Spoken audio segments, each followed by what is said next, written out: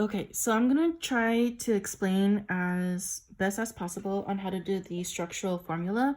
It's really, really easy. I'm gonna take one of the examples from the lab packet that we have. So, this one, what is the, okay, so they have H, and this is number 19. C, C, N, O, and then we have O, H. These are double bonds, these are single bonds. What you need to remember is that carbon makes 4 bonds, okay? Nitrogen makes 3 bond, oxygen makes 2 bonds, and then hydrogen only makes 1. Again, these are the bonds. So if oxygen already makes 2, then this one is good to go because there's 2 bonds already from oxygen to carbon. Let me do it like this too. So that's good to go. And then when we look at carbon, it makes 4 bonds, right? So here's carbon. We have 1 bond, 1, 2, and that's the 4th one because it's 1, 2, 3, and 4. Nitrogen makes 3 bonds. So they double bonded it right here. That's 1, 2, 3. Oxygen now has 2, nitrogen now has 3. It's good to go. Carbon over here, same situation, right? We need 4. That's why they double bonded right here. 1, 2, 3, and 4. Same thing right here. We already have double bonds right here. So that's 1, 2, 3, 4. That's good to go. Nitrogen, 1, 2, and 3. Hydrogen only requires 1. So it doesn't matter where you put nitrogen, hydrogen, or oxygen. It doesn't. What you need to do first is figure out the carbon skeletal structure. So when we did this and we turned it into the molecular formula, we did C3 because there's 3. We did H2 because there's only 2. And then we did O2 because there's only 2. And then nitrogen, which is 2 as well. So when you're trying to turn this into this, it gets a little bit confusing, and I know it can be frustrating. So what you always want to start first is with the carbon skeletal structure. That's the number 1 thing. And also remember this, okay? So let me do it like that. Okay. Skeletal structure is just basically the carbon skeletal structure. And that's just what it is. Single chain, single links, or single bonds. Okay, where you put the oxygen and the nitrogen, it doesn't matter. Hydrogen should come last because it's just 1 bond. But nitrogen and oxygen, you can go ahead and put it wherever you want. In this case, they put nitrogen on both ends. If you wanted, you could have put nitrogen right here, and then 1 right here, or up here, or 1 up here, or 1 down here. It doesn't matter where it goes. It doesn't. All that you need to do is make sure that they have the correct bonds. So if you want, you can cross it out too, so it's less confusing. Next, we do oxygen. In this case, they connected oxygen over here, and then they put 1 oxygen up here. And then for hydrogen, it comes last because it's only 1 bond. So technically, the minute you put it down, you don't have to worry about it anymore, okay? So they put hydrogen over here, and then a hydrogen over here. So the double bond comes into play because there isn't, if you look at it, nitrogen, we said it has 3 bonds, right? It makes 3 bonds, but we only have 2. Nitrogen connected to oxygen is just 1. Nitrogen to carbon is just 1. That's only 2. Oxygen requires 2. That's why they ended up doing a double bond.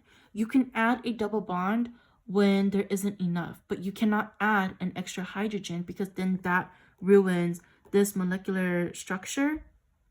And then whatever your structural formula turns out is no longer this. So this would be different from this, and it wouldn't make sense at all, which is why double bonds exist. Okay, and then So now we're good. Oxygen is good because it has 2 bonds now. 1, 2. Sorry, 1, 2. Nitrogen is good now because it has 1, 2, 3. Carbon is not good because we only have 1, 2, and 3. Oxygen isn't good either because we only have 1 bond. That's why they end up double bonding right here. So now you have 1, 2, 3, and 4. Carbon is good. Oxygen itself is good. Hydrogen, you don't have to worry. It already has 1 bond. That's why it can always go last. So carbon over here, though, we only have 1, 2, and 3. Again, carbon makes 4 bonds. So that's why they end up double bonding over here. So now we have 1, 2, 3, and 4. This carbon right here, it's not good to go either because we only have 1, 2, and 3 bonds. That's why they bond. They put a second bond right here. So now you have 1, 2, 3, and 4. Nitrogen, so this is good, this is good. Nitrogen is good now because we have 1, 2, and 3. So that's how we turned this into this. And if I was to do like another random one, I don't know if you want to pause it and like try to do it yourself. So this one I made up like earlier just to practice myself. This I'm going to do C4N2H6O1. It does not matter where any of these 3 go. What matters is that you get this down first. C4. Get your carbon skeletal structure down first. Do single bonds because we don't know if we need double bonds or not, right? So worry about oxygen and nitrogen and not hydrogen yet. So I'm going to put nitrogen over here and 1 right here. And then I'm going to put oxygen right here. And, oh yeah, I just have 1. Okay, so I'm just going to cross it out. It doesn't matter where you want to put it. I could have put oxygen right here or right here or right here or up here. It doesn't matter. It could go anywhere. I can even put it over here too. So it's just all up to you. And if when you do it, if they actually match up. So we're gonna go in with our carbon now. Not carbon, hydrogen. So I'm gonna put hydrogen down here and then 1 right here. And then I'm gonna put another 1 right here, 1 right here, and 1 right here. If you're working with pencil, it'll be easier for you. Just remember this piece too, okay? So it makes sense right here. Carbon makes 4 bonds, right? So this one is good to go because we have, hold on, I'm missing something.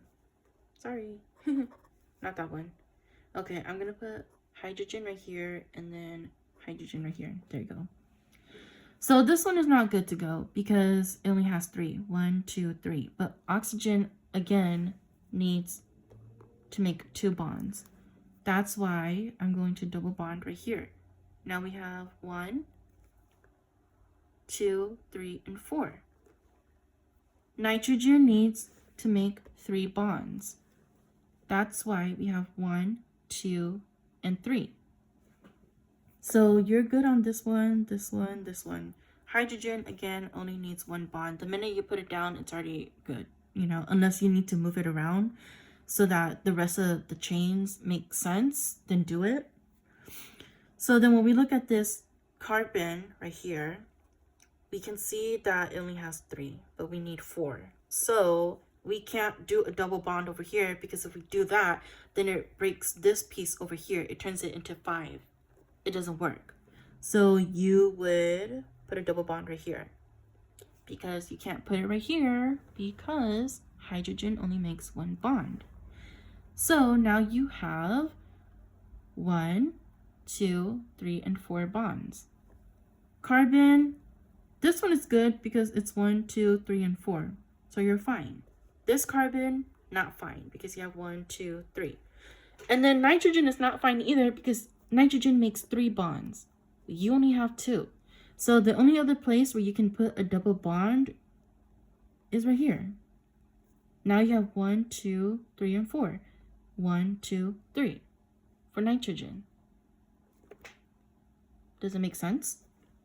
And then if you want to practice something else on your own, like, let me see.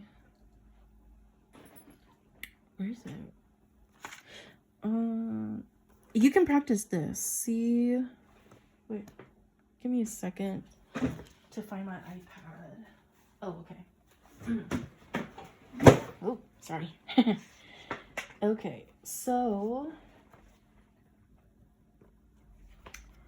you can practice C.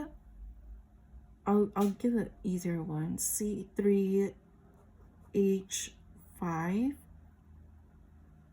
NO2. Remember, you need to start off with the carbon skeletal structure. Get that part figured out. Nitrogen, oxygen comes after, hydrogen goes last. Place nitrogen, oxygen wherever you want to. Make sure that when you do, the bonds are correct too. Remember, you're doing single bonds first, and then after you have it laid out, you can figure out if you need to double bond it or not. And it's for everybody, it's not going to look the same. The structure isn't going to look the same because it's going wherever you want them. The nitrogen and oxygen goes wherever you want to place them. It's not going to be the same for everyone. There's no one right answer. But the right answer is as long as your bonds are all there. As long as each one makes sense. And that's how you're correct.